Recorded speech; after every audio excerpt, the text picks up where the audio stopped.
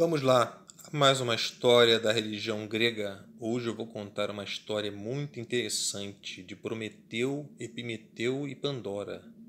Todo mundo sabe que a criação do mundo é um problema bem grande desde que o mundo é mundo, né? Ninguém sabe como o mundo surgiu. E lá na antiguidade, nas religiões pagãs, existia uma dificuldade, vamos dizer, entre aspas, né? Dificuldade a gente está vendo agora, né? Com a nossa visão, mas existia uma dificuldade em saber como o mundo surgiu. Então, como eles não tinham ciência, a única coisa que restava a eles era ler as escrituras sobre como o mundo surgiu. Então, o que dizia as escrituras? Antes do céu, da terra e do mar existirem, o que existia era uma massa amorfa e confusa que era chamada de caos. Tanto é que alguns falam que o caos era um deus. Ele era uma espécie de peso morto, mas onde tinha já as sementes latentes das coisas. A terra, o céu e o mar e o ar estavam todos misturados. Então, assim como a terra era sólida, a terra não era sólida, o mar não era líquido e o ar não era transparente. Era tudo uma massa só, uma massa amorfa. Foi então que Deus e a natureza intervieram e puseram um fim a essa pendenga, essa coisa misturada que ninguém se entendia. Eles separaram a terra do mar e o mar do céu. Sendo assim, a terra ficou separada, como pela terra mais pesada, ela foi para mais para baixo. A água estava num peso intermediário e o ar subiu. Depois de chegar desse ponto, teve um Deus, que não se sabe qual foi exatamente, ele tratou de empregar alguns bons ofícios para arranjar e dispor as coisas na terra. Ele determinou que rios e lagos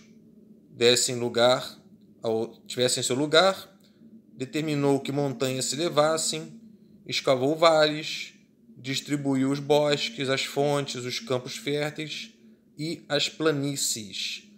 Os peixes tomaram a posse do mar, as aves do ar e os quadrúpedes da terra. Até aí, nenhum mistério. Vamos vendo. Só que se tornara necessário que um animal mais nobre fosse construído. E esse animal, adivinha quem é? É o bicho-homem.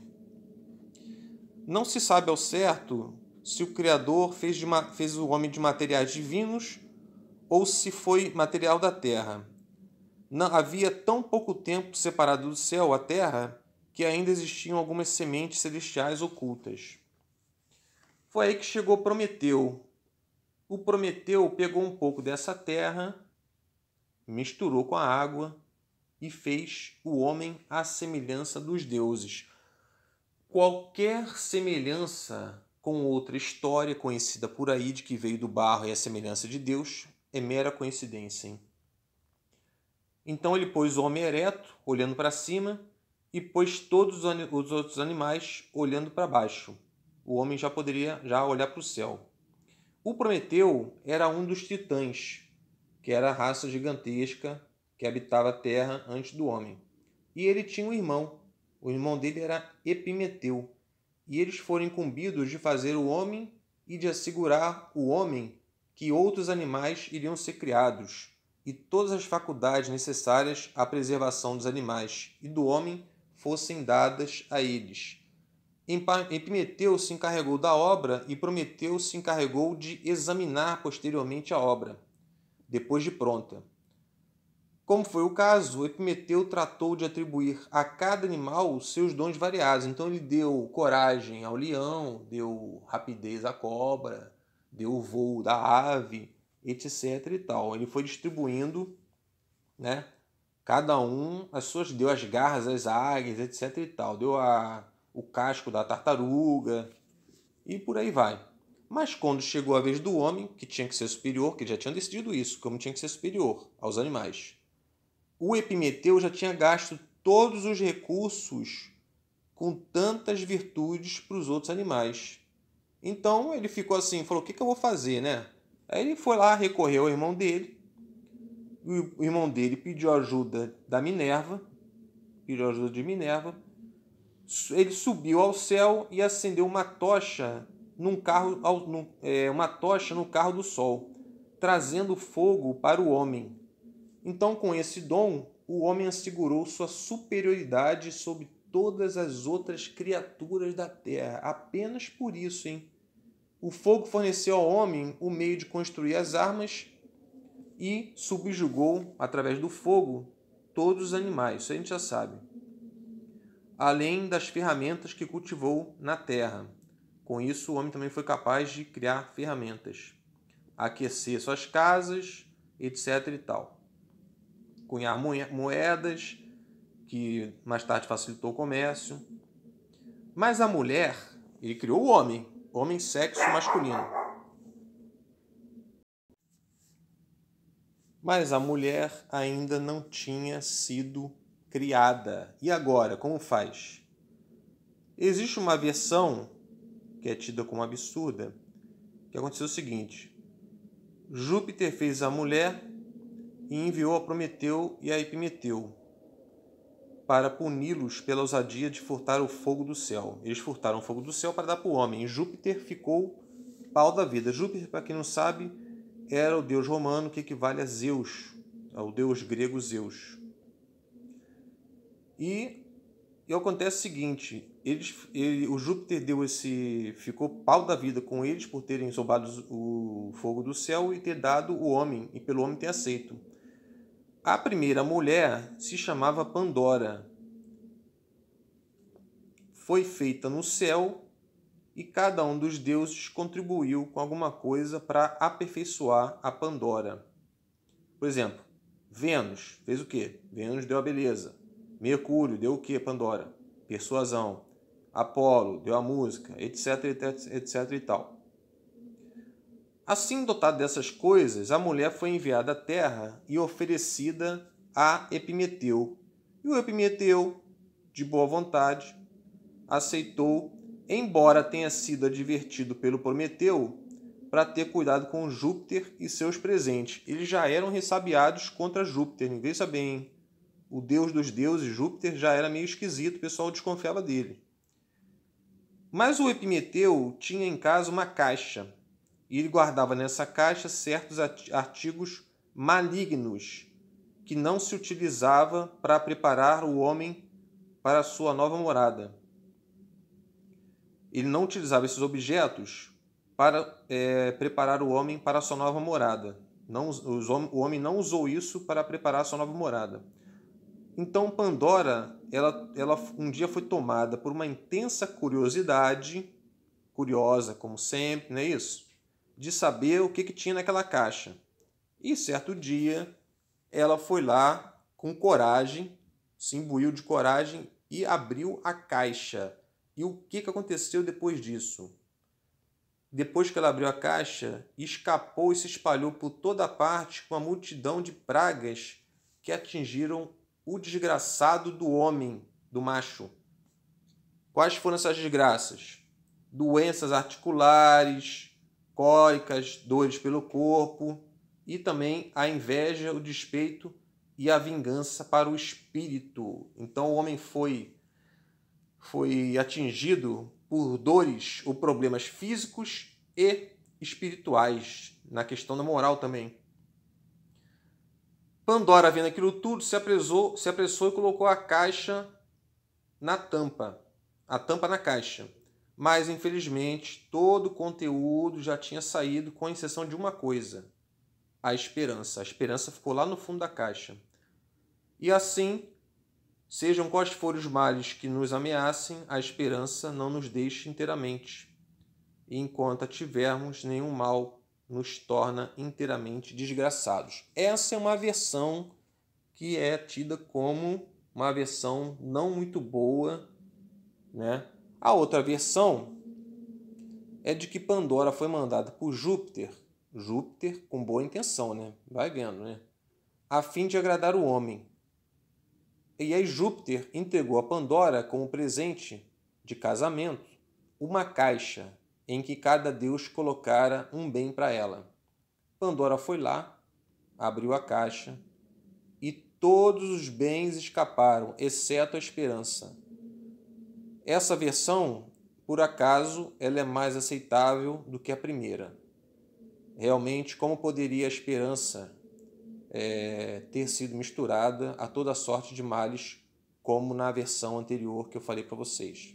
Então, por isso que o pessoal acha que a versão anterior não é muito boa. E aí o mundo foi povoado. E aí os seus primeiros tempos constituíram uma era de inocência e ventura. Era chamada Idade do Ouro, onde reinava a beleza, a justiça, a verdade. Não tinha impostos, ninguém pagava imposto, não havia juiz para ameaçar ou punir ninguém. As florestas ainda estavam todas conservadas, tudo, a natureza, aquele paraíso idílico, aquele paraíso maravilhoso, né? Nem os homens tinham construído nem fortificações, nem nada em todas as cidades. Espada, por exemplo, ou lanças, alguma coisa assim, era um objeto totalmente desconhecido naquela terra, na Idade do Ouro. A terra produzia tudo que era necessário para a espécie humana, sem que se desse o trabalho de lavrar ou colher nada. Então, o que reluzia era uma primavera perpétua. As flores cresciam sem sementes, a torrente dos rios eram de leite e de vinho, e o mel era dourado e escorria dos carvalhos. Imaginem uma terra dessa. Isso já existiu um dia, segundo a religião grega. Seguindo a Idade do Ouro, veio a Idade da Prata, que é uma idade, né, pelo nome você já vê que é uma idade inferior à do ouro. Porém, melhor que a Idade do Cobre, né? Júpiter, o que o Júpiter fez? Ele reduziu o tempo de primavera e dividiu o ano nas estações que a gente conhece. E pela primeira vez, o homem teve que sofrer com os rigores do calor e do frio, porque antes era só primavera, agora tinha estação do ano, tinha calor e frio. E aí o que acontece com sentindo calor e frio? O homem teve que fazer as primeiras casas. Então as primeiras casas foram nas cavernas, os abrigos das árvores e cabanas feitas de hastes, e tornou-se necessário plantar para colher pela primeira vez. O homem antes não precisava plantar, ela já nascia sozinha, né? Então o agricultor teve que semear a terra, arar a terra, isso com a ajuda do gado, ajuda de bois. Logo depois da Idade da Prata, veio a Idade do Bronze, que já era mais agitadinha. Aí o negócio já começa a ficar bonito, né? E sob ameaça de armas, existia ameaça de armas, né? Não era uma idade inteiramente má, mas também, né, não foi assim aquela coisa boa, não. Mas a pior idade que teve foi a Idade do Ferro. O que aconteceu com a Idade do Ferro? O crime disparou, e não existia mais modéstia, nem verdade e nem honra de ninguém. Tudo se foi. O que aconteceu? O que substituiu a modéstia, a verdade e a honra? A fraude, a astúcia, a violência, a corrupção, a cobiça, a ambição. Os marinheiros estenderam velas e as árvores foram derrubadas nas montanhas para servir de quilhas dos navios e ultrajar a face dos mares. A terra que até então fora cultivada em comum serviu para ser dividida entre os seus possuidores. E foi então que os homens não se contentaram com o que produzia a superfície da terra. O homem escavou então a terra e tirou do seu seio minérios e metais. Foram os primeiros mineradores lá na Idade do Ferro. Então produzisse um ferro mais danoso do que outro, isso para fazer armas. Então surgiu a guerra, se utilizando de um e de outro como armas. O hóspede não se sentia em segurança na casa de seu amigo. Os genros não se sentiam em segurança na casa dos seus sogros. Os irmãos na casa das suas irmãs. Maridos e mulheres não podiam confiar uns nos outros. Foi o caos, essa Idade do Ferro. Foi um verdadeiro caos, pelo que vocês estão vendo, né? E o amor familiar foi para o beleléu. A terra ficou úmida de sangue, né? E os deuses abandonaram a terra, que ficou somente com a deusa Astreia, que finalmente acabou até partindo e indo embora porque ela não aguentou. Vendo esse estado de coisas, essa zona toda, Júpiter ficou indignado e convocou uma reunião, conselho, como se fosse o conselho de uma empresa. Chamou os deuses para a reunião de conselho. Eles obedeceram à convocação e foram lá tomar o caminho do Palácio do Céu de Júpiter. Esse caminho pode ser visto por qualquer um nas noites claras. O que é esse caminho, pessoal? Esse caminho é a Via Láctea, tá certo? Que aparece também em outras religiões, como a religião celta. Ao longo dele ficam os palácios dos deuses e a plebe celestial vive à parte, de um lado ou de outro desse caminho, né, que é a Via Láctea. E foi então que Júpiter, dirigindo-se à Assembleia, Júpiter expôs as terríveis condições que reinavam na Terra. Expôs, pessoal, está um caos, tá um Deus nos acuda, né?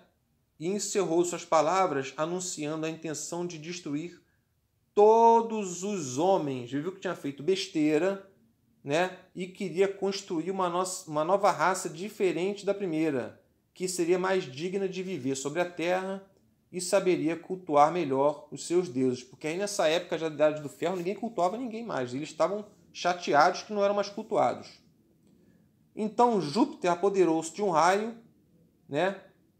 E quando ele estava prestes a atirar esse raio no mundo, destruindo pelo fogo, quando ele se atentou para o perigo de que o incêndio poderia acarretar um dano para o próprio céu. Então ele mudou de ideia e resolveu fazer o quê? Inundar a Terra. Essa história de inundar a Terra também já é conhecida de uma outra religião por aí, né? Dilúvio, essas coisas todas, né? Então, o vento norte, que espalha as nuvens, foi encadeado e o vento sul foi solto. E em breve cobriu todo o céu com escuridão profunda. Uma profunda escuridão cobriu o céu.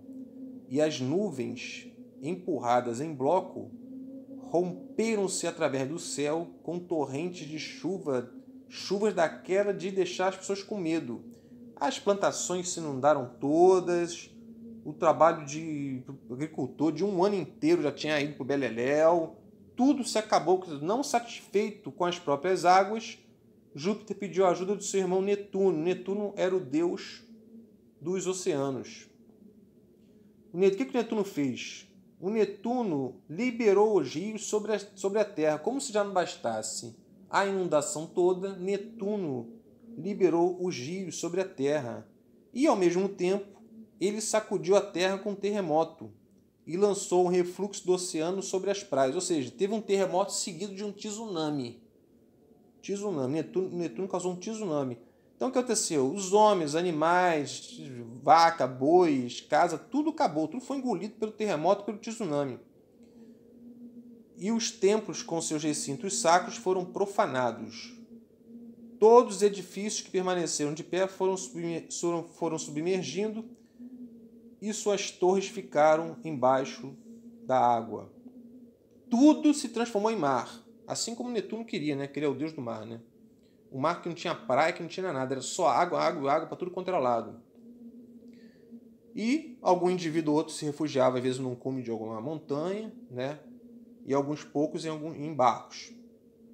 E o que aconteceu? Os peixes nadavam sobre os galhos das árvores, né? Algumas âncoras se prendiam em algum jardim. E o que aconteceu? Os cordeirinhos brincavam e as focas ficavam desajeitadas, tentando brincar nessa situação bem ruim para todos os animais. O lobo nadava entre as ovelhas e os leões e os tigres lutavam contra as águas. Imagina o caos que foi esse dilúvio seguido de terremoto e tsunami. Uma coisa assim dantesca. A força do javali, de que nada lhe servia, nem a ligeireza do cervo foram inúteis.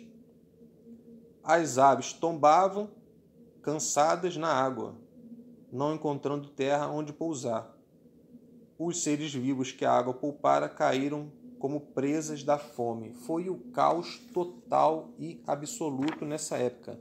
Vocês nem imaginam o que foi essa época. Mas de todas as montanhas, apenas a montanha chamada Parnaso ultrapassava as águas.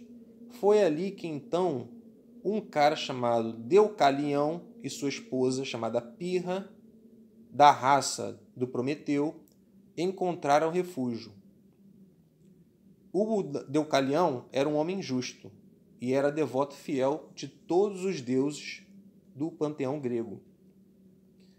O Deucalião, vendo que não havia ninguém mais vivendo por ali, além dele como casal, ele se lembrou de sua vida inofensiva e de sua conduta piedosa. E então Júpiter ordenou aos ventos do norte que afastassem as nuvens e mostrassem o céu e a terra ao céu para o Deucalião, porque ele era um homem justo e devoto dos deuses. E o Netuno ordenou a Tritão que soasse sua concha, determinando a retirada das águas. Então eles recuaram por causa desse casal. Será que existe também alguma analogia com outra religião? Não sei. As águas obedeceram, o mar voltou para suas costas, os rios também para seus lugares. Então o Deucalião chegou para a mulher dele e disse o seguinte: Pirra, você é a única mulher sobrevivente, unida a mim primeiramente pelos laços do parentesco e do casamento, e agora por um perigo comum. Pudéssemos nós ter o poder de nosso antepassado Prometeu e renovar a raça, como ele fez, pela primeira vez. Como não podemos, dirigimos-nos àquele templo e indaguemos aos deuses o que nos resta fazer. Ele convidou a mulher dele para ir aos templos perguntando o que se podia fazer numa situação dessa. Foi aí que eles entraram num templo coberto de lama, o templo estava coberto de lama, e se aproximaram do altar. E nesse altar, nenhum fogo estava aceso, não tinha fogo aceso. Eles se abaixaram na terra e rogaram à deusa que o esclarecesse sobre a maneira de se comportar naquela situação miserável. O oráculo disse o seguinte para Deucalião, prestem atenção nas palavras do oráculo: saí do templo com a cabeça coberta e as vestes desatadas, e atirai para trás os ossos de vossa mãe.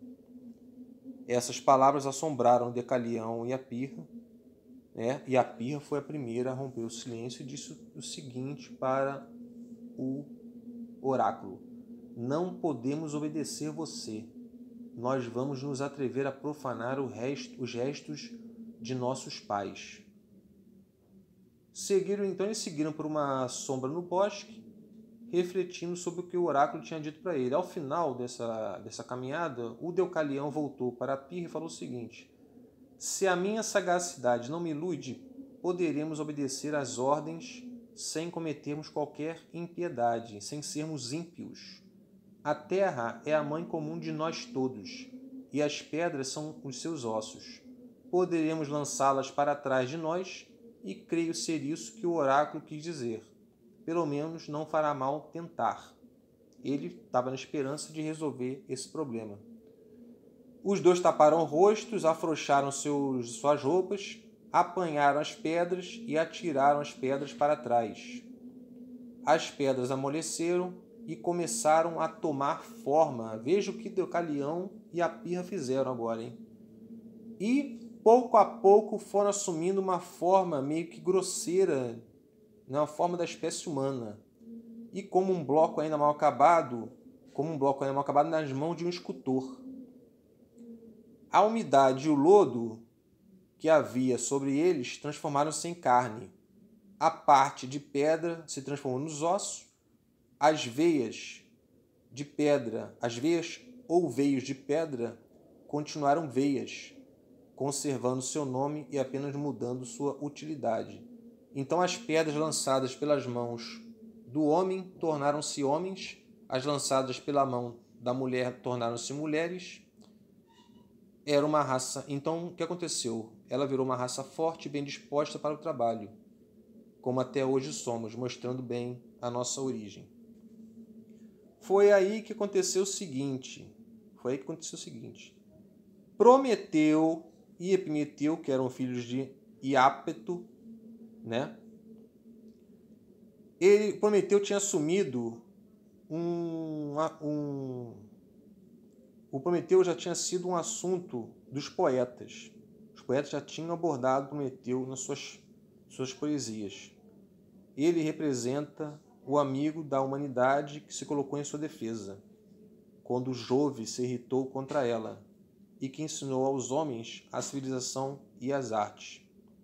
Ao assim fazer, desobedeceu à vontade de Júpiter e tornou-se ele próprio alvo da ira do rei dos deuses, alvo da ira de Júpiter e alvo da ira dos homens.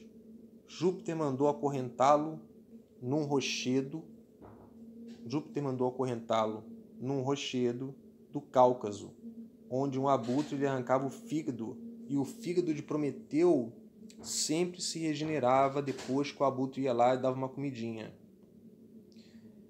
Essa tortura poderia terminar a qualquer momento se Prometeu se resignasse a submeter-se ao seu opressor, pois era senhor de um segredo do qual dependia a estabilidade do trono de Jove, e, se o tivesse revelado, imediatamente teria obtido graça.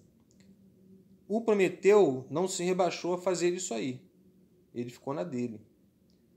Então, o Prometeu se tornou um símbolo da resistência, de um sofrimento imerecido e da força de vontade de resistir à opressão. Vamos lá continuar a história. O que acontece é o seguinte: o Prometeu, ele na verdade, depois do Epimeteu ter dado todas as características a todos os animais, o Prometeu não sabia o que fazer com o homem. E o que ele fez no homem? Ele deu o fogo ao homem para dominar os animais. E o que simboliza esse fogo? Pessoal, aí que está o fim da história. O que simboliza esse fogo? Esse fogo simboliza a razão. A única coisa que nenhuma espécie de nenhum animal, bactéria, animais, insetos, tudo, não tem razão. E isso foi Prometeu que fez ao homem, que deu ao homem. Essa é a historinha de Prometeu, Epimeteu e Pandora. Essa é a verdadeira história da Caixa de Pandora. Quando você ouve por aí falar Caixa de Pandora, é essa historinha que a gente acabou de contar agora. Tá certo? Obrigado pela sua visita. Até a próxima historinha.